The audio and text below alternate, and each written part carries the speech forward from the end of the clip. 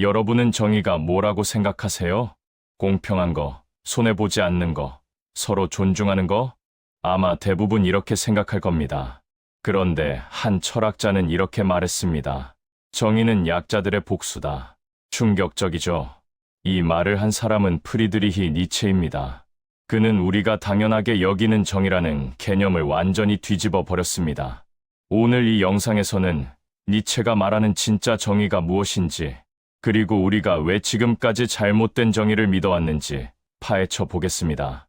일부 우리가 아는 정의의 시작. 먼저 우리가 일반적으로 아는 정의부터 시작해 봅시다. 정의란 뭘까요? 사전적 의미로는 올바르고 공정한 도리입니다. 학교에서 배운 정의는 이랬습니다. 남에게 피해 주지 말고 공평하게 행동하고 약자를 보호하라. 아주 그럴듯하죠. 우리 사회는 이런 정의를 기반으로 법을 만들고 도덕을 가르치고 사람을 판단합니다. 그런데 니체는 이 모든 게 거짓이라고 말합니다. 정확히는 진짜 정의가 아니라 만들어진 정의라는 겁니다. 도대체 무슨 말일까요? 이 부정의는 어떻게 만들어졌나? 니체는 도덕의 계보학이라는 책에서 정의의 기원을 추적합니다. 그의 분석은 충격적입니다. 원래 인간 사회에서 좋다는 말은 강한 자, 힘 있는 자, 고귀한 자를 의미했습니다. 반대로 나쁘다는 말은 약한 자, 비천한 자를 의미했죠. 여기엔 도덕적 판단이 없었습니다. 그냥 힘의 차이를 표현하는 말이었어요. 그런데 어느 순간부터 이 의미가 완전히 뒤집힙니다. 약한 자들이 모여서 말합니다. 저 강한 자들은 나쁘다. 그들은 우리를 억압한다. 우리는 선하다. 우리는 참고 견디니까. 이게 바로 정의의 탄생입니다. 니체는 이걸 노예 도덕이라고 부릅니다. 샵샵 3부 노예 도덕의 함정 노예. 도덕은 교묘합니다. 강자를 악으로 규정하고 약자를 선으로 규정합니다. 그리고 이렇게 말하죠. 우리는 손해보지 말자. 공평하게 나누자. 서로 피해 주지 말자. 듣기엔 정말 좋습니다.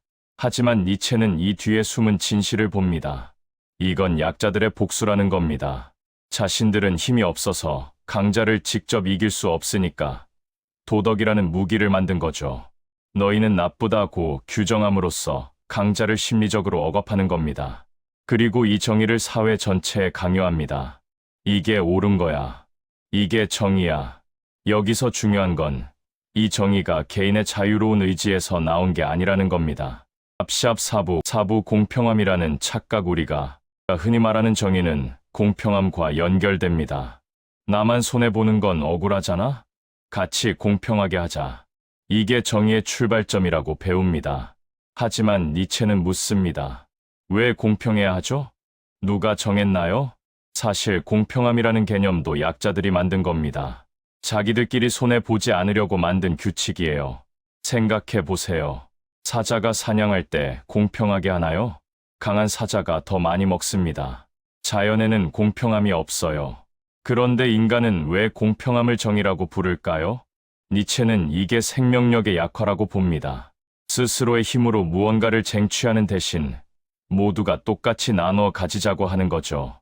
이건 강한 자를 약하게 만들고 약한 자를 그대로 유지시킵니다. 5부 과거의 정의라는 올가미? 니체의 분석은 여기서 더 깊어집니다. 사람들은 과거의 억울함을 계속 들춥니다. 예전에 당한 일을 잊을 수 없어. 정의를 세워야 해. 복수라고 하면 나쁘게 들리니까 정의라는 이름을 붙입니다. 하지만 본질은 같아요. 과거의 상처를 계속 끄집어내면서 현재를 살아가는 겁니다. 니체는 이걸 르상티망이라고 부릅니다. 원한, 원망, 복수심이 쌓여서 만들어진 감정이죠. 그리고 이 르상티망이 정의라는 이름으로 포장됩니다. 여기서 니체의 통찰이 빛납니다.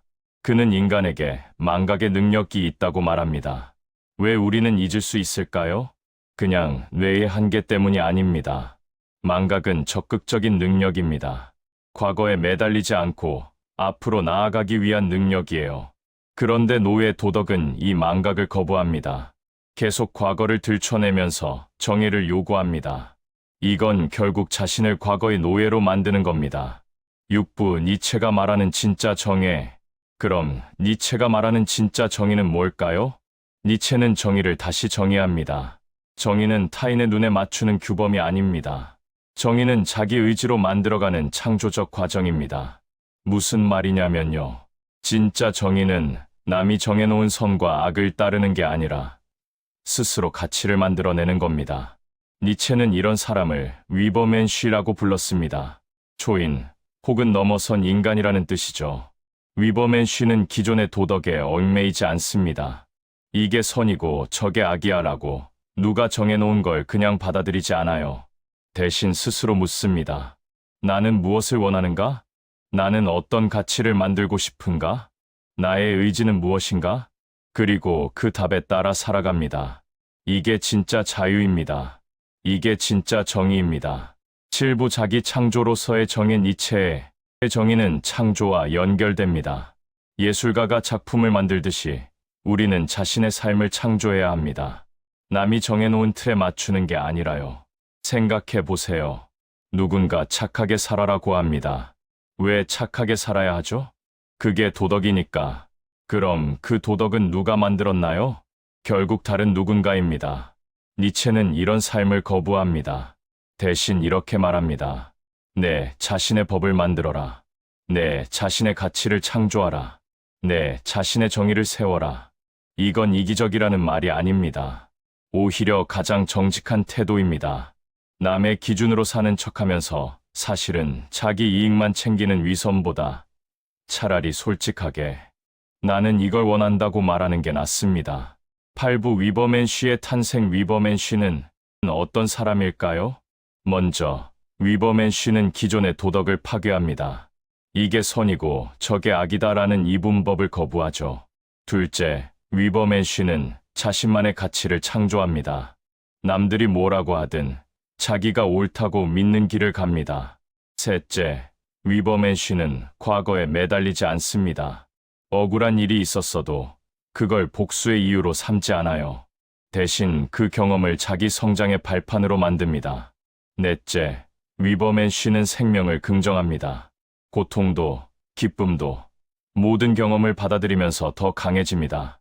이게 바로 니체가 꿈꾼 새로운 인간상입니다. 9부 우리 사회의 거짓 정의. 다시 현실로 돌아와 봅시다. 우리 사회는 정의를 외칩니다. 정의로운 사회를 만들자. 불의와 싸우자. 듣기엔 좋습니다. 하지만 니체의 눈으로 보면 어떨까요? 많은 경우 이 정의는 복수의 다른 이름입니다. 누군가를 처벌하고 싶은 욕망을 정의라고 포장합니다. 자기보다 잘 사는 사람을 끌어내리고 싶은 마음을 평등이라고 부릅니다. 과거의 억울함을 계속 들춰내면서 현재를 인질로 잡습니다. 이게 노예 도덕의 현대판입니다.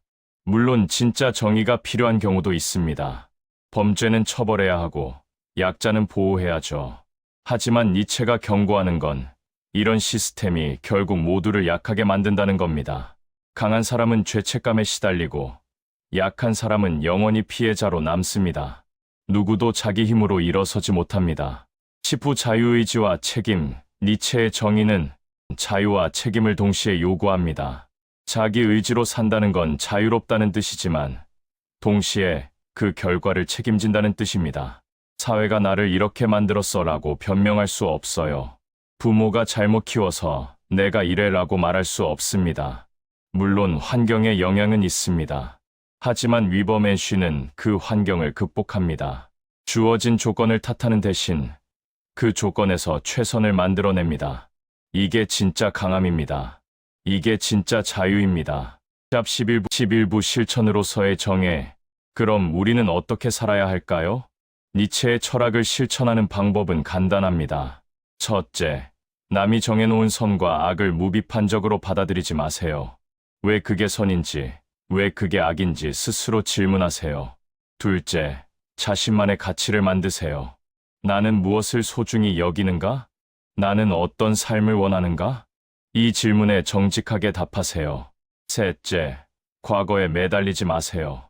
억울한 일이 있었다면 그걸 인정하되 거기 머물지 마세요. 그 경험을 딛고 일어서세요. 넷째, 자기 선택의 결과를 받아들이세요. 실패해도 남 탓하지 마세요. 대신 그 실패에서 배우세요. 다섯째, 생명을 긍정하세요. 고통도 삶의 일부입니다. 피하려고만 하지 말고 그것마저 자기 성장의 기회로 만드세요. 12부 정의의 재창조 니체의 메시지는 명확합니다. 정의는 주어지는 게 아니라 만드는 겁니다. 타인의 눈치를 보며 이게 정의인가? 라고 묻지 마세요. 대신 나는 어떤 정의를 만들 것인가? 라고 질문하세요. 이건 쉬운 길이 아닙니다. 기존의 도덕을 따르는 게 훨씬 편합니다. 남들이 정해놓은 길을 가는 게 안전하죠. 하지만 그렇게 살면 결국 남의 삶을 사는 겁니다. 니체는 우리에게 용기를 요구합니다. 스스로 서는 용기, 자기 가치를 만드는 용기, 실패를 감수하는 용기. 이 용기가 있을 때 비로소 진짜 정의가 시작됩니다. 오늘 우리는 니체가 말하는 정의를 살펴봤습니다. 충격적인 내용이었을 수도 있습니다. 우리가 당연하게 여긴 것들이 사실은 만들어진 것일 수 있다는 깨달음. 하지만 이게 바로 철학의 힘입니다. 당연한 것을 의심하고 새로운 가능성을 여는 것. 니체는 말합니다. 정의란 타인의 눈에 맞추는 규범이 아니라 자기 의지로 만들어가는 창조적 과정이라고. 여러분은 어떤 정의를 만들어가고 있나요? 남이 정해준 길을 따라가고 있나요? 아니면 자신만의 길을 개척하고 있나요? 이 질문에 대한 답은 여러분만이 할 수 있습니다. 오늘 영상이 도움이 되셨다면 좋아요와 구독 부탁드립니다. 다음 영상에서 더 깊은 이야기로 찾아뵙겠습니다. 감사합니다.